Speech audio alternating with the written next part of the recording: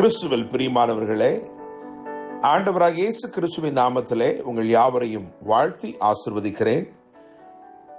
இந்த நாளுக்கென்று தேவன் நமக்கு அருளி இருக்கும் ஜீவ வார்த்தை உபாகமத்தின் புஸ்தகம் 31 அதிகாரம் 8 வசனத்தில் இருக்கிறது. கர்த்தர் தாமே உனக்கு முன்பாக போகிறவர், அவர் உன்னோட இருப்பார், அவர் உன்னை விட்டு விலகுவதும் இல்லை, உன்னை கைவிடுவதும் இல்லை, நீ பயப்படவும் கலங்கவும் வேண்டாம் என்றார். என்னை கேட்கிற தேவனுடைய பிள்ளைகளே, 120 வயது நிரம்பின மோசே யோசுவாவினிடத்திலே கர்த்தருடைய வார்த்தையை இவ்விதமாய் கூறுகிறான். அதைத்தான் நாம் இங்கே வாசித்திருக்கிறோம். என்னை கேட்கிற தேவனுடைய பிள்ளைகளே, நான் நம்புகிறேன், விசுவாசிக்கிறேன், இந்த நாள் கர்த்தர் உங்களுக்கு முன் செல்லும் ஒரு நாளாயிருக்கிறது. இந்த நாள் உங்கள் பாதைகள் எல்லாவற்றையும் ராஜரீக பாதைகளாக தேவன் மாற்றும் ஒரு நாளாக இந்த நாள் இருக்கிறது. கர்த்தர் முன்பாக போகிறவராக இன்னைக்கு வாக்கு கொடுத்திருக்கிறார். முழு வேதத்தையும் வாசித்து பார்க்கும் பொழுது பலருக்கும் கர்த்தர் இப்படி வாக்கு கொடுத்து அவர்களுக்கு முன் சென்று அவர்கள் சூழ்நிலைகளை எல்லாம் ஆச்சரியப்படும் விதமாக மாற்றியிருக்கிறார். அவர்களை ஆசீர்வதித்திருக்கிறார், அவர்களை உயர்த்தி இருக்கிறார். இன்றைக்கு நாம் ஒரு சில அப்படிப்பட்ட ஒரு சில உதாரணங்களை, முன் உதாரணங்களை, ஒரு சில திருஷ்டாந்தங்களை இந்த காலை வேளையிலே தியானிக்க போகிறோம். விசேஷமாக நான் ஒரு 5 காரியங்களை மாத்திரம் வேதத்திலிருந்து சீக்கிரமாய் உங்களுக்கு பகிர்ந்து கொடுக்க விரும்புகிறேன்.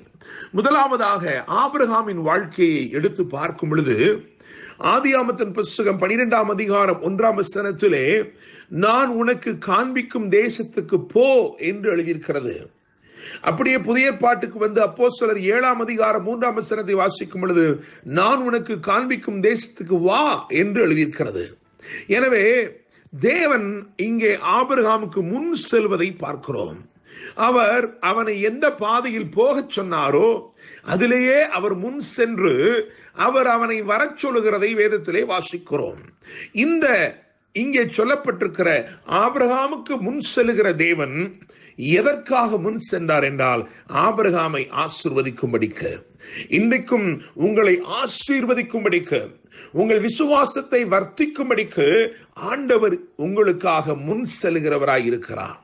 இரண்டாவதாக யோசுவாவின் புஸ்தகத்திலே அதாவது யோசுவாவை குறித்து நாம் வாசிக்கிற இந்த வசனம், அதாவது உபாகமம் 31:8, அதிலேயே எழுதியிருக்கிறது, கர்த்தர் தாமே உனக்கு முன்பாக போகிறவர்.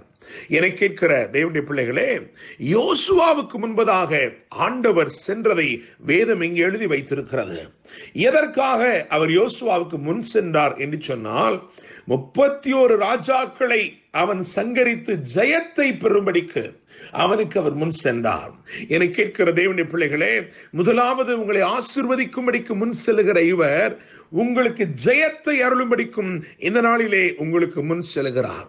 மூன்றாவதாக ஏசாயா 45 அதிகாரம் 2 வசனத்தை கவனிக்கும் பொழுது அங்கே கோரேசுக்கு ஒரு வார்த்தை சொல்லுகிறார், நான் உனக்கு முன்னே போய் கோணலானவைகளை செவ்வையாக்குகிறேன் என்று சொல்லுகிறார். என கேட்கிற தேவனுடைய பிள்ளைகளே, எதற்காக அவனுக்கு முன் சென்றார் என்றால் சகலவற்றையும் சீர்படுத்தி சிறப்பாக்கும்படிக்கு முன் சென்றார்.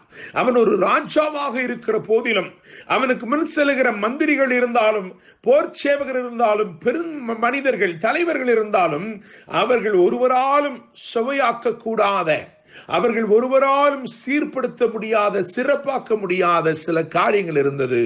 எனவே அந்த கோணலை செவ்வையாக்கும்படி ஆண்டவர் முன் சென்றார். இன்னைக்கு உங்கள் வாழ்க்கையிலும் கோணலானவைகளை செவ்வையாக்கும்படிக்கு, அதாவது சீர்திருத்தி உங்களை சிறப்படுத்தும்படிக்கு உங்களுக்கு முன் செல்கிறவராய் இருக்கிறார். நான்காவதாக மீகா 2 அதிகாரம் 13 வசனத்திலே இஸ்ரவேலருக்கு வாக்கு கொடுக்கும் பொழுது தடைகளை நீக்கும்படி முன் செல்கிறார் என்று எழுதியிருக்கிறது. தடைகளை நீக்கி போடுகிறவராக உங்கள் வாழ்க்கையிலே என்ன தடைகள் காணப்பட்டாலும், எவ்வளவு நாட்களாய் அது தொடர்ந்திருந்தாலும், இன்றைக்கு முன் செல்கிற தேவன் அந்த தடைகளை நீக்கி போடுகிறார். தேவனுடைய பிள்ளைகளே, எனவே அவர் ஆசீர்வதிக்கும்படி முன் செல்கிறார். அவர் ஜெயத்தை அருளும்படி முன் செல்கிறார். அவர்கள் பாதைகளை சீர்படுத்தி சிறப்பாக்கும்படி முன் செல்கிறார். அவர் தடைகளை நீக்கி போடும்படி முன் செல்கிறார். ஐந்தாவதாக, கடைசியாக மத்தேயு 28:7 வாசிக்கும் பொழுது, அவர் உங்களுக்கு முன்னே கலிலேயாவுக்கு போகிறார் என்று எழுதியிருக்கிறது. அதிகாரத்தை கொடுக்க, சீஷர்களுக்கு அதிகாரத்தை கொடுக்கும்படி, அவர்களை அபிஷேகிக்கும்படி ஆண்டவர் இயேசு முன் சென்றார். எல்லாவற்றிலும் முன் உதாரணமாய் இருக்கிற அவர், எல்லாவற்றிலும் முதன்மையாய் காணப்படுகிற அவர் முன் சென்றார் அதிகாரங்களை கொடுக்கும்படி. நான் நம்புகிறேன், விசுவாசிக்கிறேன், இந்த நாளிலே அவர் உங்களை ஆசீர்வதிக்கும்படி முன் செல்கிறார். அவர் உங்களுக்கு ஜெயத்தை அருளும்படி முன் செல்கிறார்.